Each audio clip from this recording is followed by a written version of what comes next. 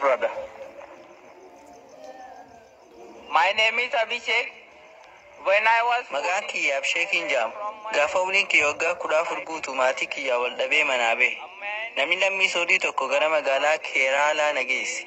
Achitti Islaamummaa na barsiise. Waggaa lama dura Islaamummaa qeebale.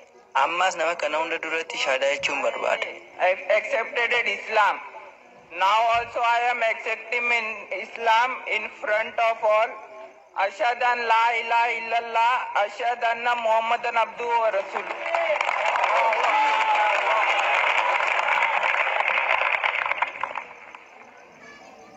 Your question, brother?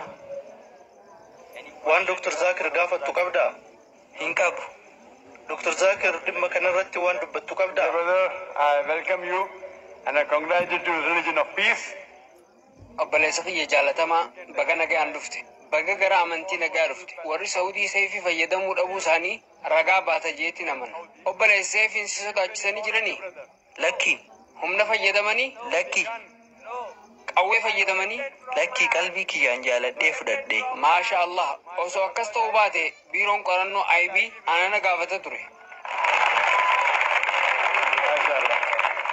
Gara waltajjii kanaa dhufuu yoo dandeesse kitaaba hiikaa Quraanaa siif kan nu barbaada.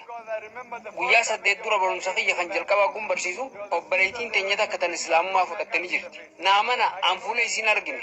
An nama bitaa kiyyaan jiru kana qofa arguu danda'a. Nama maayikii jalqabaa irra jiru jechuudha. Kanaaf arguu hin danda'u. Fuula dubartii guyyaa duraa guyyaa sabtii Islaamummaa qeebaltee arguu hin dandeenye. Warri IB intelligence biiroon qorannoo dhufanii dubartiin sun meeti jedhanii na gaafatan. Anis fuula isin argine jeetiin deebiseef. Tarii televezyiina irratti isii argitanii jirtan ta'a. Namni asitti walitti qabame haalaan guddaadha. Kanaafuu namoonni TV'n daawwatan fuula isii arguu danda'u. Hangaruu hin argine.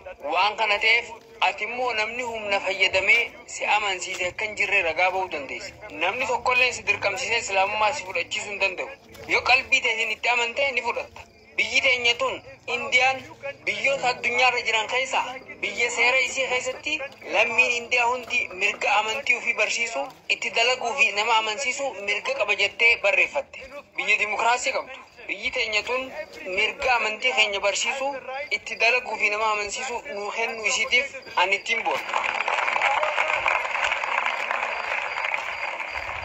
Dirqamaan nama amansiisuun dhorkaadha. Akka seera Indiyaa qofatti osoo hin taane akka amantii Islaamummaattis nama dirqamsiisanii amansiisuun dhorkaadha. Nama tokkollee dirqamsiistee Islaamummaa akka fudhatu godhuu hin dandeessu. Dhaamsa Islaamummaa keessa jiru isa barsiista.